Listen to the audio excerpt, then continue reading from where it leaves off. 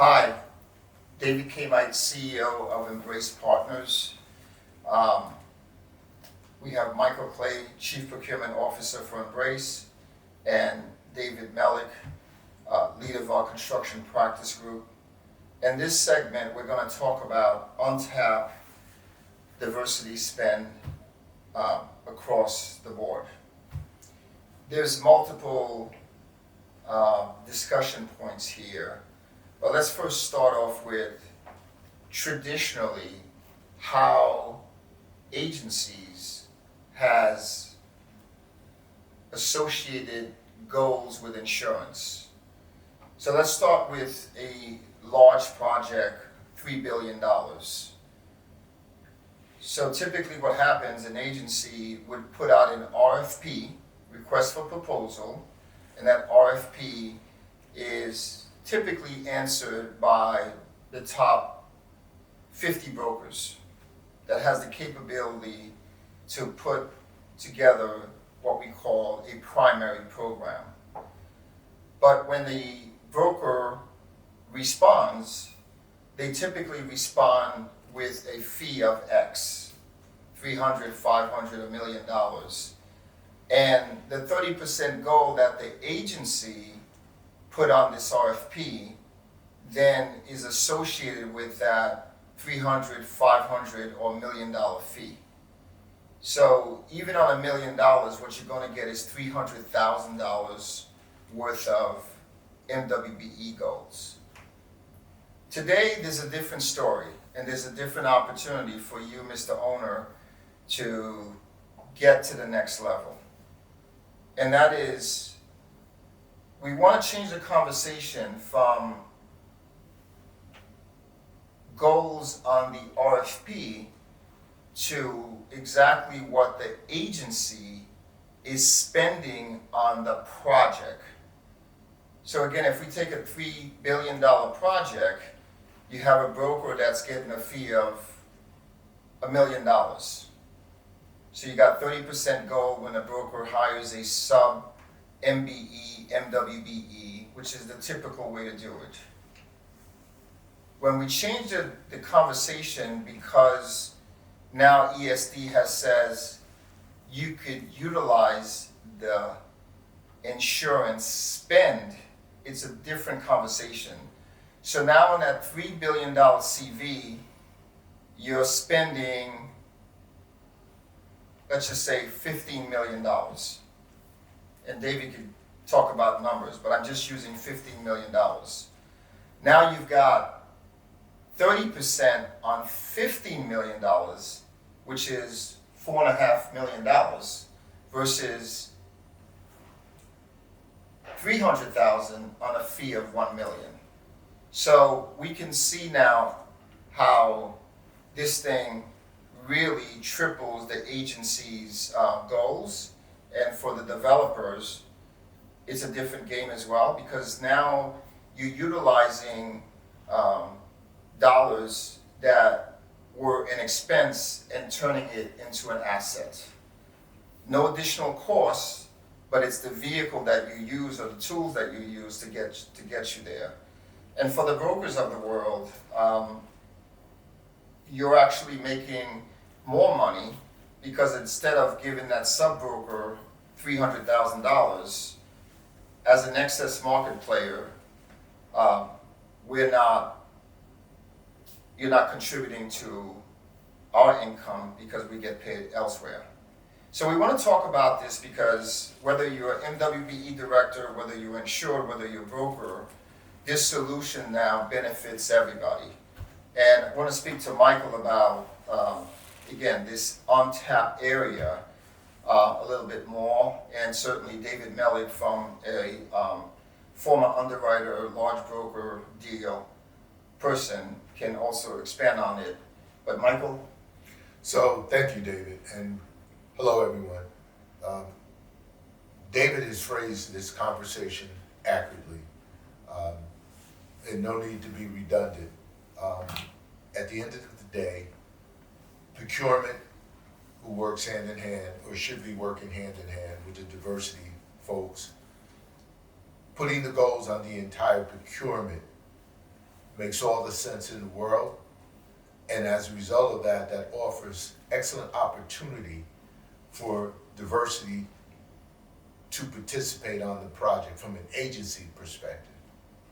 From a responder, CM, general contractor, whomever, it offers you a larger opportunity to achieve utilization in the insurance aspect of your project, where in the past you were limited or in fact it was exempt.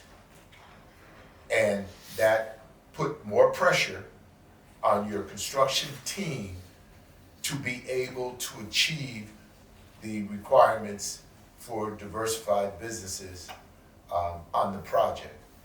And so this makes all the sense in the world, I'll be frank with you, and not because I'm a member of the Embrace team, but because opportunity and exercising that opportunity is key, especially in today's world where complexities between the project location, availability, other unforeseen circumstances make construction, especially, let's take New York City, where space is limited, where you have other things that occur on the project, which makes building extremely difficult.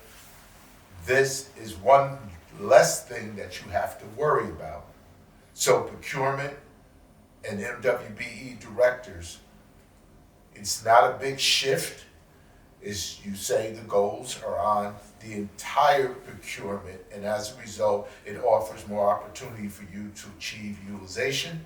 And more importantly, the people responding to your procurements now have a bigger opportunity to make a dent into their goals and offering small businesses a chance to participate on the projects. David? Thanks. So, Michael, what I'm going to do is run back to a point that David had made about the numbers, some numbers. So let's say we have a $3 billion project. The $3 billion project happens to have $1 billion worth of exclusions. Gets us down to $2 billion. It's a big project. So at a 30% goal, that means you have to find $600 million worth of value, contract, to meet your goals on the project. So from an insurance standpoint, what happens is that $3 billion is the number that you're calculating your insurance premiums on. So that's the contract, the hard cost that's planned to go out the door. So you have $3 billion. So if you look at a casualty program, it could be a $8 rate, could be a $10 rate. So what you're talking about is $200, $250, $300 million worth of premium. Now, that number could come down because if you buy a wrap up and your primary GL and comp or deductibles, so the premium will come down a little bit. But say it's $100 million, maybe $150, because you've got your builder's risk, you've got environmental, you've got your casualty program. So what ends up happening is you have a goal on this $2 billion of net attributable value at 30% is $600 million. By utilizing the Embrace approach, you're actually not just meeting the goal of the insurance, essentially a subcontractor, right? A subcontract value of maybe $1 million, and David's point is $300,000. So you find somebody to do some work for you for that. Doesn't matter. I just identified maybe $150 million worth of value that would go against your goals. And by doing that, it takes the pressure off finding or manipulating the market to try to come up with a balance that meets the goals. So what it does is you can start choosing maybe contractors that you'd rather have than contractors that you kind of have to use. And that helps you build a better project, build it faster and more how you want to do it, and letting the goals then actually solve a problem that you know you've had for a very long time in a new and unique manner. So in summary, you're saying one of the benefits is you, Mr. Contractor, can choose between David and Mike. I'm not a good contractor. Michael is. I'd rather use Mike than Mike only because I know I can use insurance to meet the rest. Exactly. And you're managing a better risk. Correct. And you don't spend time managing your underperforming contractor. Right. And that's a hidden drag. It's an inefficiency on you executing and the balance of the contractors executing the work. Because there are interferences and your other contractors will use an underperforming contractor as an excuse to not necessarily get the job done as fast. So you don't want to this helps you take away an excuse that can be a problem for the work. It's good perspective. Why don't we introduce the other products that is involved or other methodologies that Embrace can be utilized to offset goals. So two of those products are tied into the surety or bonding. So let's walk through that. So whether you have an OSIP project policy or not, the CM has to give the agency a bond. Is that correct? Correct. Okay. Again, whatever premiums, if we get involved and we have the ability to place whatever size bond is required, 50 million, a billion, etc. If we place that bond, that premium again associated with that project, that's just yet another avenue, right, added on. Correct. So that has to happen. Again, the agencies are required. They're not going to basically say, well, we'll give you a waiver on the bond, right? So that's another transactional point that the agency can get benefits from. The other thing that Embrace does is that Embrace is an MGU for surety or bonding. We're so ingrained in this area as well as we have a not-for-profit that develops small businesses to be bonded, and we could also present them to the large CM or GCs that want to take off the risk off their balance sheet, right? And by us providing that service, there's different services as well as the actual premium, because it's the prime or the GC that's reimbursing for the bond. So in that case, we can help the prime or the GC also make their numbers utilizing Embrace.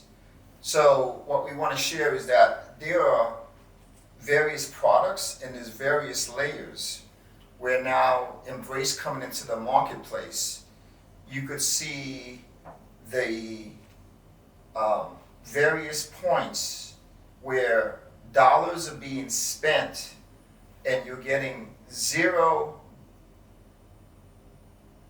diversity spent out of those dollars, right? So now Embrace converts those expenses into diversity assets, right? For no additional dollars, you're taking an expense, converting it into premium spend that the New York State agencies and other agencies will count to. So we think that obviously is a game changer, and we want to continue to promote other MWBEs and SDVOBs to participate on the job. But for the owner and for the MWBE director, now there's different tools or different avenues to get there. So Michael, if you want to expand on this again, if you were at DASNY years ago, again, none of this applied, right? You largely put goals and your expectation was on who are the subs that's going to participate on this. That is correct. So let me just also, it's not, clarify something. New York State finance law requires any construction project in excess of $100,000, a labor, material, and performance bond is required. Period. End of story. So whoever's bidding to any of the construction entities in New York State, that's the requirement. And that protects the balance sheet of the agency, ultimately the state of New York, for the project that the apparent low bidder or selected firm is participating on.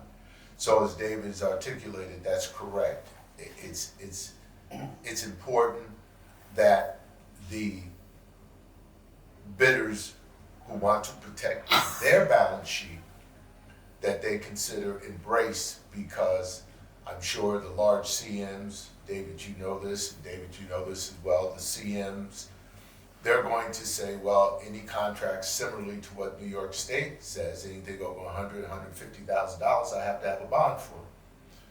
And so, as everyone knows, surety bonding is very difficult for smaller firms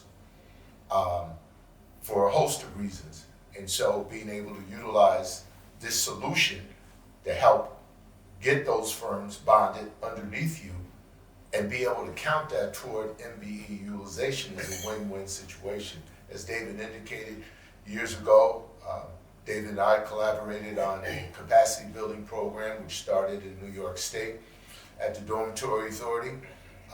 In fact, we started the first surety bond training program in New York State, and it was well regarded. But at the time, David was functioning as an intermediary by going to the various surety bond companies to be able to facilitate a bond. In today's marketplace, the ability as an MGU to actually issue bonds in-house is a game changer, ladies and gentlemen, because again, as he mentioned, he can get a $50 million bond if the obligee is approved and has the necessary balance sheet and work experience to qualify for the bond. The contractor. Contractor. Yeah. But I think the ability to write a bond for small firms in-house is a game changer, because these firms need bonding, and everyone going down, as we've been talking about to the various videos, everybody underneath needs to have surety bonding to protect their balance sheet. So this becomes extremely important. So again, as we wrap this up, there's two layers here. There is the CM or the GC that is providing the bond to the agency. That's one opportunity. And there is then the opportunity when the GC is requiring bonds of their subs. That is the second layer of the opportunity.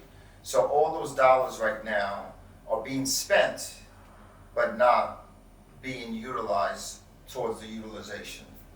So thank you. We'll see you on our next segment.